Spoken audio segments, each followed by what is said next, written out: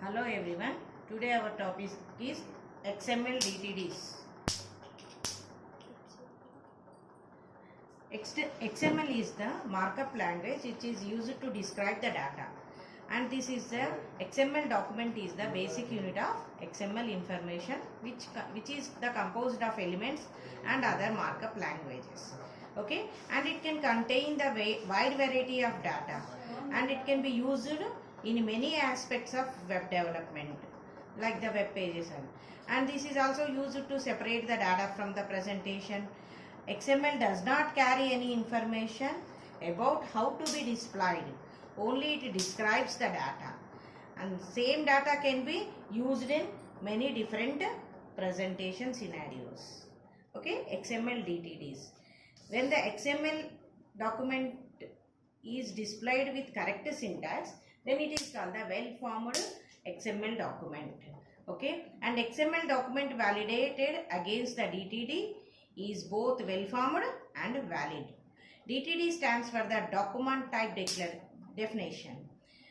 DTD defines the structure and legal elements and attributes of the XML document. DTD can be either specified inside the document or it can be specified as a separate document.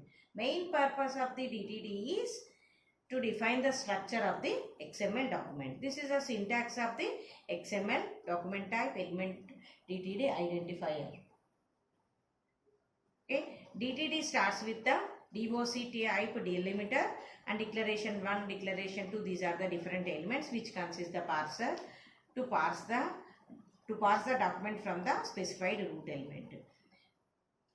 DTD identifier. Here this is the DTD identifier. This is an identifier for the document type definition, which specifies the path to a file or the path to a file on the system or URL in the internet.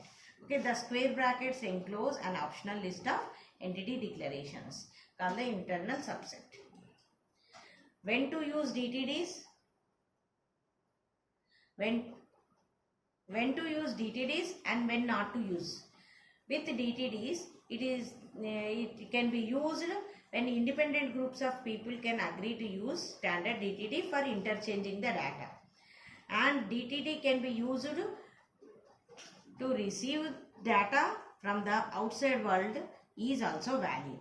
And this is also used to verify your own data. And when not to use. When these cannot be used, XML does not require a DTD. Okay, it is not the necessary to define the DTDs. When you are experimenting with XML, you not to use the DTDs. When you are working with small files, you no need to use the DTDs. And internal DTD. We have the two types of DTDs, internal DTD and external DTD. The DTD referred as the internal, where the elements are enclosed within the XML files. Okay, when internal specifies when the standalone attribute is set to the yes, then those type of declarations or those type of DTDs are referred as the internal DTDs. Syntax for this is document type. This is the rule element and element declaration. Rule element is the name of the root element, and element declaration where we can declare the many number of elements. Example for the internal DTD, here specify the version, encoding always this must be the UTF-8, and standalone is specified equal set to the S. So this is the internal DTD, and here we are specifying the address which consists the sub-elements name, college and phone number, which accepts the PC data, parser data. Okay, and DTD for this is the document consists the data for this is the name, college and phone. And external DTD, where the elements are declared outside the XML file. Okay, in the previous we are defined inside the XML file, but here in external we can specify the DTDs outside the XML file. They are accessed by specifying the system attributes, which may be either the DTD file, which is the legal file, or the valid URL. And always for external DTDs, you have to specify the standalone set as the no. This means the declaration includes information from the external source. That may be the another DTD file or any URL file. Okay, this is the syntax: DOC type, root element, system, and file name.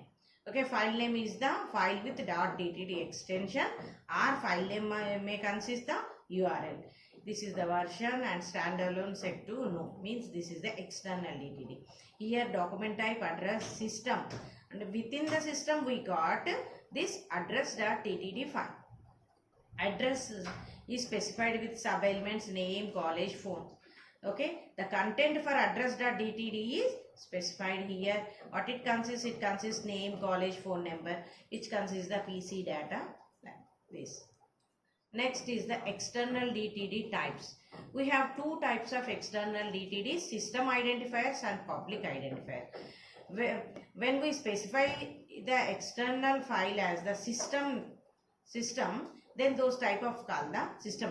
Means we can specify the file within the system. We can refer the file within the system.